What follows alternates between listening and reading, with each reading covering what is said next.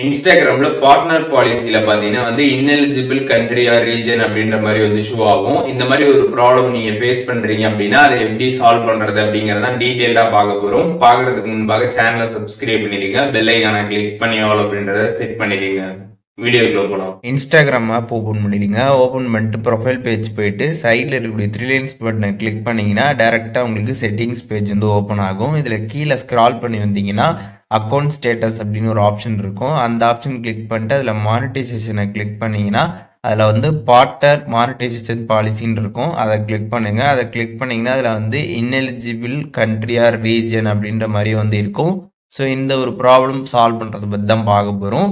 இப்போ இந்த பார்ட்னர் பாலிசிக்கு அகெயின்ஸ்டாக இருக்கிறப்ப தான் இந்த மாதிரி ஒரு ப்ராப்ளம் பார்த்தீங்கன்னா நமக்கு ஷோ ஆகும். இந்த மாதிரி எத்தனை பாலிசி அகெயின்ஸ்டாக இருக்குது அப்படின்றது பார்த்தீங்கன்னா கவுண்ட் இந்த இடத்துல ஷோ ஆகும்.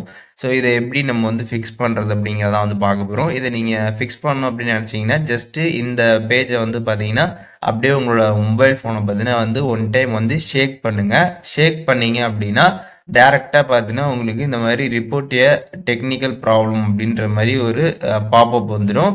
அதில் ரிப்போர்ட் ப்ராப்ளம் கொடுத்துருங்க. கொடுத்துட்டு இன்க்ளூட் அண்ட் கண்டினியூ கிளிக் பண்ணிட்டீங்க அப்படின்னா அந்த பேஜ் பார்த்தீங்கன்னா கீழே ஸ்க்ரீன்ஷாட் ஆகி இந்த இடத்துல அட்டாச் ஆகிடும். அதுக்கப்புறம் பார்த்தீங்கன்னா இங்கே என்ன டைப் பண்ணணும் அப்படின்றத பார்த்தீங்கன்னா நான் ஸ்க்ரீனில் கொடுத்துருக்கேன்.